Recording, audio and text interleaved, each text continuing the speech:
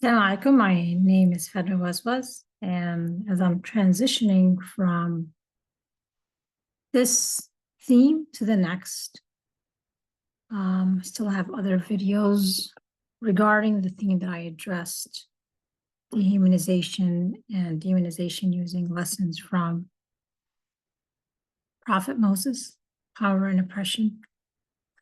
But I wanted to use this as a transitioning point because I believe it's maybe a good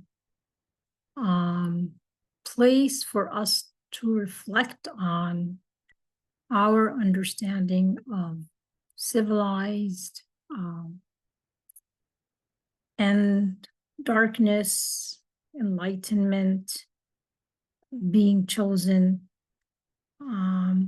It helps us to reflect also on our actions, because a lot of times we might claim we are enlightened, but in reality, we are engaged in darkness. And this is not because the evidence is not there that points to evidence of that darkness behavior that we don't recognize, but we hide it. We might, in the case of Israel, kill the journalists, criminalize the truth tellers, all sorts of means that can hide the truth. So it's not that the evidence does not exist out there. It's that the diseases in our hearts blind us, from being able to see the evidence. And those diseases will act in a manner to hide and hide and hide the evidence that we see enlightenment or beauty when it's actually darkness. People mentioned, and I also would like this to be a correction for them because this is from the Quran. Satan beautifies your sins. He does not remind you of your sins. He beautifies your sins. The way he prevents you from repenting is by beautifying your sins. So if you've done something that is darkness, he plays with the diseases of your heart such that it looks like you'll put a mask or a blindfold over your eyes so you don't see the ugliness of your sins. It does not make you see your sins. He beautifies them. And he doesn't put that cover, again, outside, because people can say, hey, you're killing children. And this one can say, hey, you're torturing people. But he puts a cover over your eyes from seeing them. The way he does that is by intensifying, beautifying the diseases in your heart. So let me take you to the Quran. And let's review the scholarly commentary so you don't think Fadwa is just, throwing opinion that doesn't make sense. This is chapter 29. And I'm starting with this verse. This is 38. So I'm going to start right here. There's also, just to keep going back and forth, more than one translation, as I said, that I like to look at. So I like to look at more than one translation of the verse. So here we are in this chapter.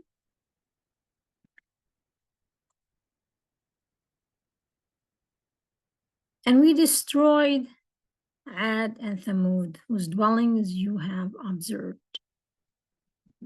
Satan has embellished their deeds for them and had turned them away from the right path, although they were a people of clear perception. What does that mean? They have the capability. They're not insane. They have the capability, the capacity to see the evidence. It's not like they don't see it, as I said. They see it quite well. It's that the hearts are diseased, so there's a blindfold on their ability to see the darkness of their sins. And this is the way that Satan works, is he beautifies the sins. See, just using here, and the evil one, meaning Satan, made their deeds alluring to them. If you look at other translations, as I said, and Satan made their sinful deeds goodly to them. So everyone will be like around them, like people who have a conscience and people who have like good ethics, faith. They'll be able to see the darkness of these sins, but Satan plays with their hearts based on certain diseases that they have, and he blinds them from seeing the sins as sins. So he doesn't remind people of their sins, he beautifies their sins. This is Satan by playing with their heart. Sins are there, but he plays with their heart such that they see them as light when they're actually darkness. Another translation again, and Satan made it pleasing to them, so they find it pleasurable to engage in these sins. If you go here, and Satan decked out fair to them their works. Another way, again, if you look at several translations, it's basically that Satan beautifies their deeds for them. And again, obviously, they're not seeing themselves killing children. They're seeing children brought it upon themselves. So this is how Satan beautifies someone's sins and darkness. By the diseases of their heart, he pokes and stirs those diseases so that what is obvious and clear to others, that this is an act of oppression, Satan is able to stir with those diseases in the heart and make them actually see children brought it upon themselves. They're not really torturing people, they're torturing terrorists, and so this is how Satan plays around with the heart, and so that they don't see the ugliness, the darkness, the vileness of their sins. So it gives here an example. Every Arab was acquainted with the lands where these two nations had lived, talking about Ad and Thamud. The whole of southern Arabia was known, as Ahqaf, Yemen, and Hadramaut was the land of Ad in the ancient times, and the Arabs knew it. The whole area in the north of Hijaz, from Rabi' to Aqaba, and from Medina and Khaybar to Taima and Tabuk, still abounds with Thamudic monuments, which must have been more prominent than they are today in the time when the Quran was revealed. Again, they're not ignorant and foolish people. Like, they have technological weaponry then and now. We're most civilized of their own time. So you could see they have the most technological advanced weaponry of their time. They performed and carried out worldly duties and chores very carefully and intelligently. Therefore, it can't be said that Satan deluded them. Like, he didn't trick them and pull them, like, put a rope over their neck and pull them. But they have diseases in their heart. This is why following your heart or letting your heart lead is foolish, because if you have diseases in your heart, Satan is going to play with those diseases in your heart and make you see darkness as light. So they adopted the way shown by Satan with open eyes, with full understanding, because it promised great pleasure and advantages. The golden calf, if you will. And they abandoned the way presented by the prophets because it appeared to be colorless, tasteless, troublesome due to moral restrictions. you know. He played with their hearts and made them see light when they were really heading towards the way of darkness, if you will.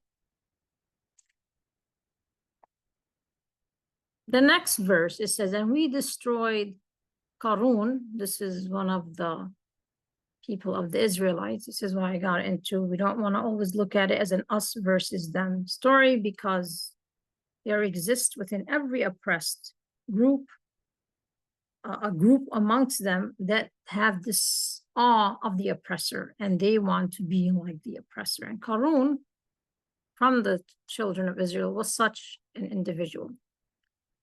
And so was Haman.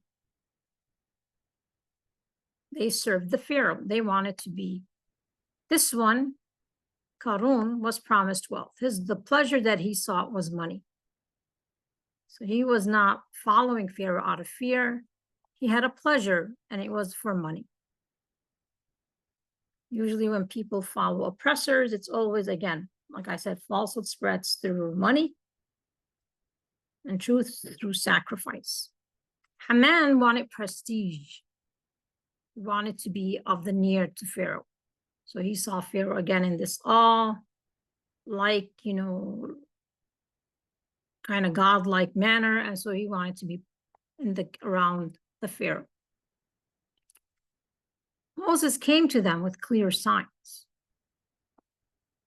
but they waxed arrogant in the land, although they could not have outstripped us. You know, so they felt like, you know, they have power, they have money. Who's this slave who has, you know, stuttering speech coming to tell us what we're doing is wrong? So basically what Moses was coming to do was to remove the blindfold and force them to recognize that what they're engaged in is darkness. What they're doing is criminal behavior, and that they needed to stop.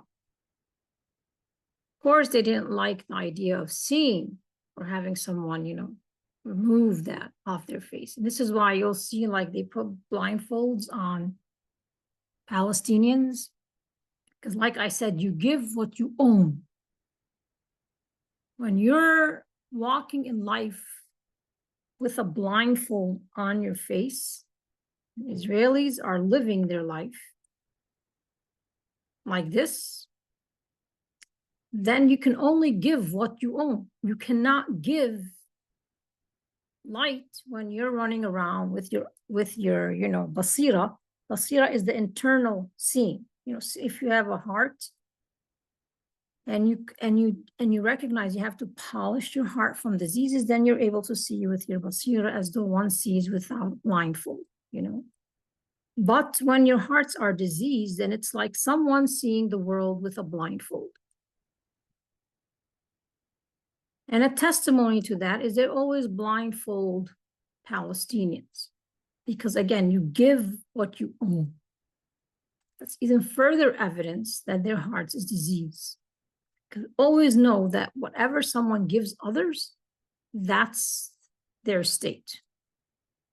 That's their reality. To continue with verse 39, here's the scholarly commentary, says they could have gotten away and escaped Allah's, could not have gotten away and escaped Allah's grasp.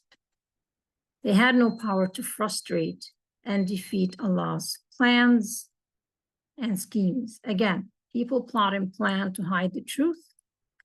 God plots and plans to manifest the truth. Now they assume, because they're able to hide it from society, and they do that by stirring what?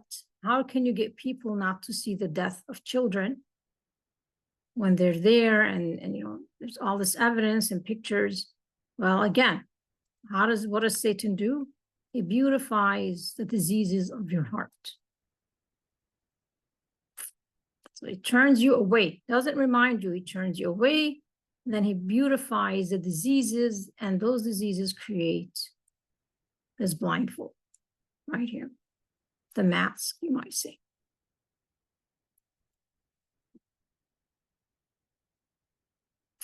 So we seize them at an appointed time. People continue to oppress and oppress and oppress. At an appointed time, we seize them for their sin. We let loose upon some a violent tornado with showers of stones. Now, we don't judge others based on, like, if there's a hurricane or something, it's everybody who faced a hurricane, therefore they're being punished. It depends on their actions. If they're engaging in things that are defying God, then that is a punishment. If they were not engaging in things that were defying God, and that is basically either a purification or, again, an elevation in the next life. Some were overtaken by a mighty cry. Some were caused to be swallowed by the earth, and some we drowned. Allah would not wrong them, but it is they who wrong themselves. So again, this is about justice. This is not about torturing people just for the sake of, like their sadism. They're constantly, like, Israelis are running around showing all these videos of finding innocent Palestinians, torturing them, mocking them, and they're putting the videos out there. This is not an act like of just sadism or hatred. It's the world will witness their crimes and the darkness that they're engaged in. And there are no exception clauses like with God. If you're an Arab tyrant, if you're a Jewish tyrant, if you're Pharaoh, if you're a tyrant, doesn't matter, what ethnic group you belong to. You can expect, if you continue to act with tyranny in the land, because this is God's earth, then this will eventually hit you. That is Ad. This is Arab, who were subjected to a furious windstorm, which blew on them for 7 nights and 8 days continuously. That is Thamud. That is Korah. That's Qarun. This is from the children of Israel. He liked money. That is Pharaoh. That is Haman. He's also from the children of Israel. Haman. None of us are immune from being tyrants or engaging in actions of criminal behavior. And God doesn't have an exception clause or look the other way if this person is an Arab or if this person is a Jew or this person is a white. Doesn't have an exception clause, or he's a man or he's a woman. It's if you act like a tyrant on earth, you will be treated at a certain appointed time like a tyrant. And you can expect this type of punishment to hit you, or in the day of judgment, you'll be going into hellfire. The stories that have been related in the foregoing verses have been addressed and directed both to the believers and to the disbelievers. To the believers, those who believe that there's a God and God is going to hold oppressors to account, have been addressed so that they do not feel discouraged and feel distressed in heart. And keep aloft the banner of truth firmly, patiently, even in the face of the severe persecutions and hardships, and should have full faith in Allah that His help, you should say, ultimately will come. And He will frustrate the designs, of evil people and make the word of the truth to prevail. All here is a test of abode of trials and tribulations. We're being tested. That's the purpose of our existence. It's not to create, a fortress where we live and other people are crucified or bombed, incinerated.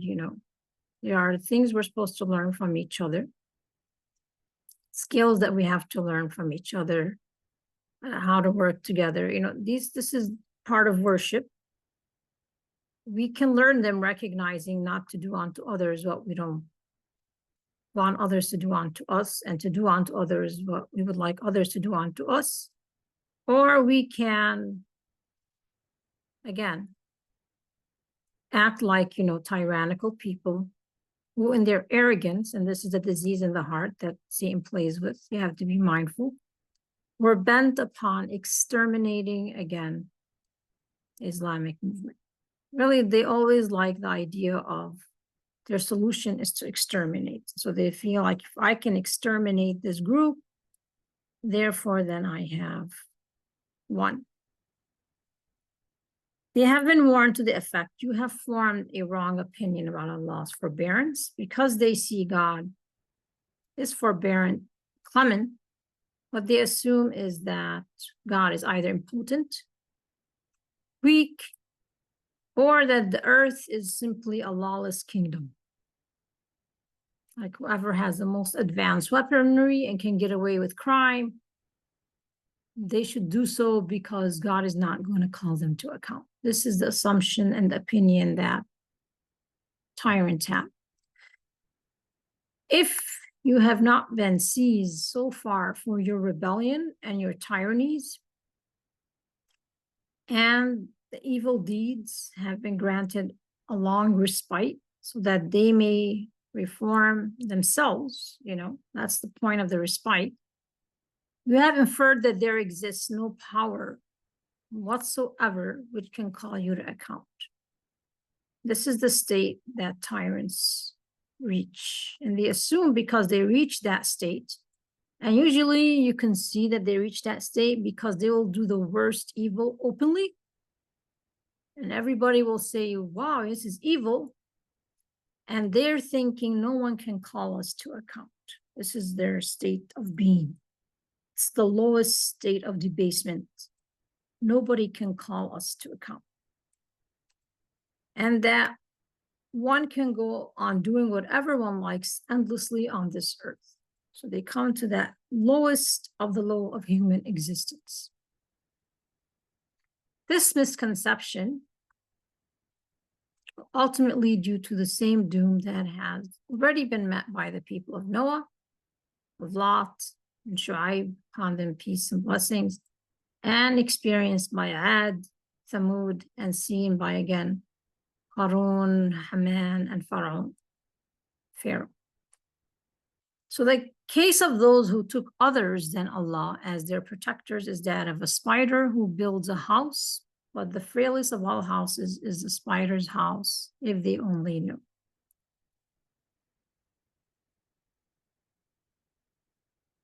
All the above mentioned nations were involved in, again, instead of turning to God, there was a disease in their heart.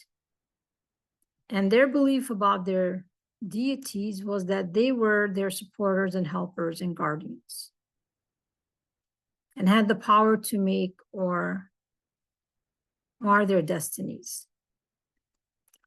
So when they will have won their goodwill by worship and presentation of offerings, as Qarun and Haman did to the Pharaoh, they will help them in need and protect them against calamities and afflictions.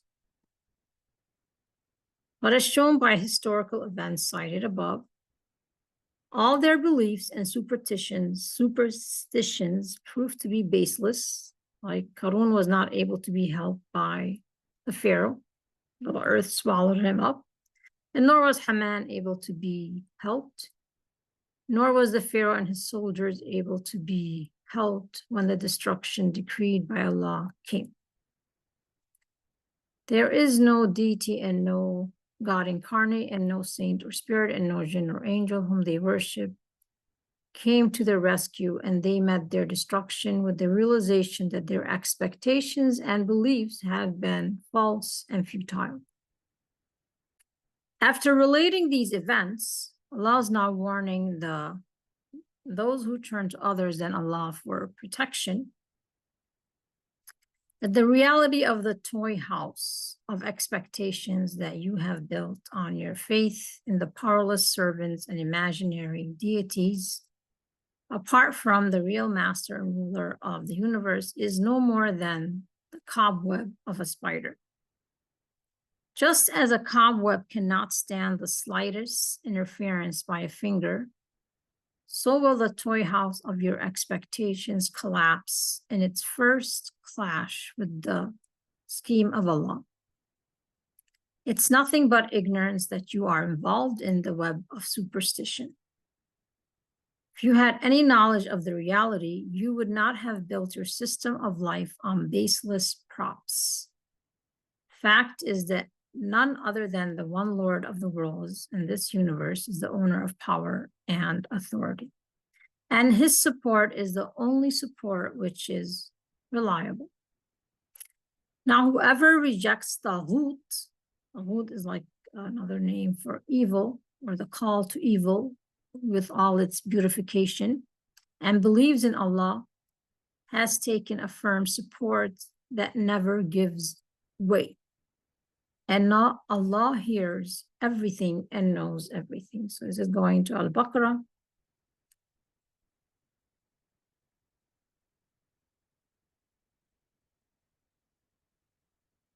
Sometimes this is slow. Let me see if I can get it to come up. Nope, I can't get it to come up. It's in verse 256. So I'll just read the verse and end right here. It's in chapter 2, verse 256.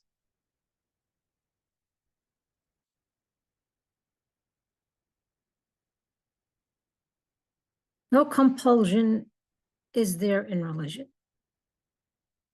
Notice God is not compelling them, They're coming to a point of there's no one to call us to account, so he's not like trying to do what they're doing to others, which is like torture people into submission.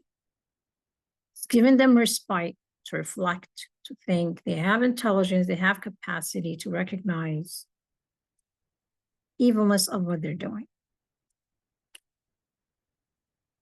Rectitude, this is another way of saying, has become clear from error, just to give you another translation.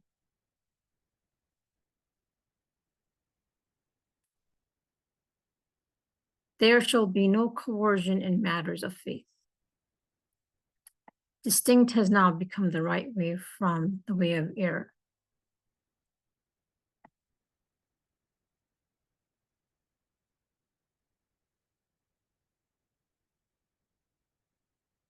Excuse me. I prefer this one, this translation. Let there be no compulsion in religion. You can't really like knock someone on the head and force them to see the truth. They have to work on the diseases in their hearts. Otherwise, you could show pictures upon pictures upon pictures of dead babies, and they're still saying children brought it upon themselves. And let's wipe out an Amalek speech, another, manifestation of the diseases of their hearts. So let there be no compulsion in religion. Truth stands out clear from falsehood. People who have, self-respect and dignity are going to look at the evidence outside. They're going to say, hey, I don't like this to be treated this way. It's pretty clear that this is an evil action. Truth stands out clear from error. Whoever rejects evil and believes in Allah has grasped the most trustworthy handhold. Whoever rejects evil and believes in Allah has grasped the most trustworthy handhold that never breaks. This is referring again to the spider's web, where they come to that delusion, but eventually it breaks. But this handhold with Allah, like creating that relationship, it doesn't break like the spider's web breaks. And Allah heareth and knoweth all things. So you could see God is giving them a choice. There is no compulsion. They can choose to see by taking off the blindfold. And the way the blindfold comes off is simply they have to purify their heart. And I'll get to that part of the chapter in the chapter on power and oppression for Moses.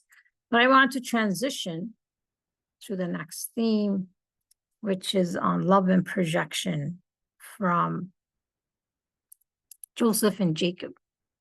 And this is because they have a blindfold. They're not seeing what everyone else is seeing. What they do is they're projecting the diseases in their heart onto others. So the disease in their heart is they wish to annihilate others. They will say, they want to annihilate us. If they're wiping people out, they'll say, they want to wipe us out. So every accusation is a confession. Love and projection. So I mentioned this, and I ask you to reflect on this teachings, and I'll end right here. In future videos, I'll mention other discussions and talks. Thank you very much. Assalamu alaikum wa rahmatullah wa barakatuh.